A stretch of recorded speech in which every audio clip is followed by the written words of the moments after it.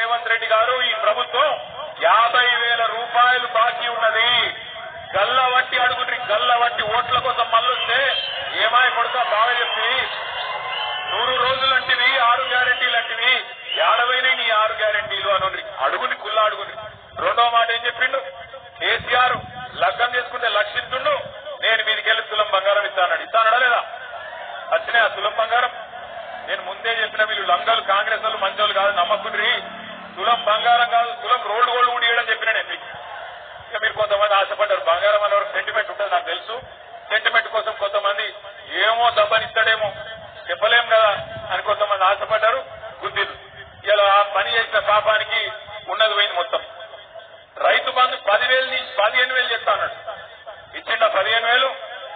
2 కాలాలు 2 పంటలకు రైతు బంధు. కేసీఆర్ ఉన్నప్పుడేమో మీకు నాట్లప్పుడు పడుతుండే రైతు బంధు, టింగు టింగు అనుకుంటా. ఇలా ఓట్లప్పుడు పడతాను. ఓట్లు వస్తేనే రైతు బంధు, ఓట్లు లేకపోతే మళ్ళీ రైతు బంధు ఖాయం.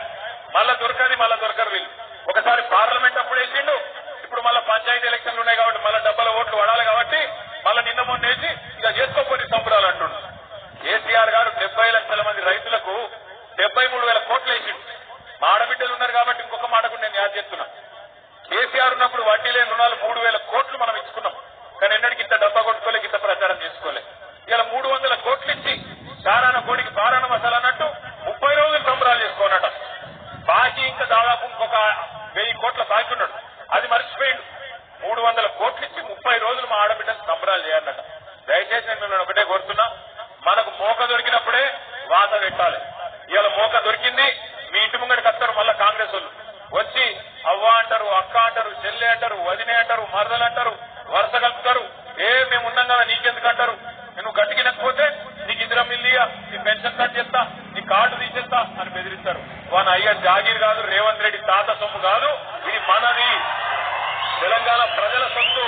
అందులో వరంగల్ ఆడబిడ్డలతో పెట్టుకుంటే మీరు ముందే సమ్మక్క సారక్కకు మీరు వారసురాళ్ళు, కాకతీయ రాణి రుద్రమదేవికి వారసురాళ్ళు మీతో పెట్టుకోరు వాళ్ళు. కానీ డబ్బను పెట్టుకుంటే ఇంట్లో మళ్ళా సరాతం మరలేసి 2 ధరిస్తే ఎక్కడోడక్కడ కాంగ్రెస్ విడిచిపోతాడు.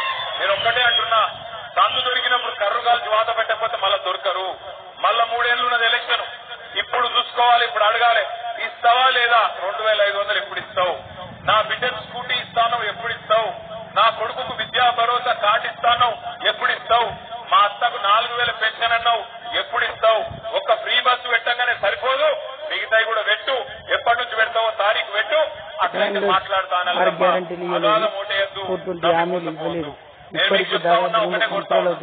స్థానిక సంస్థల ఎన్నికల్లో మన నాయకులందరూ ఇంటింటికి వస్తారు.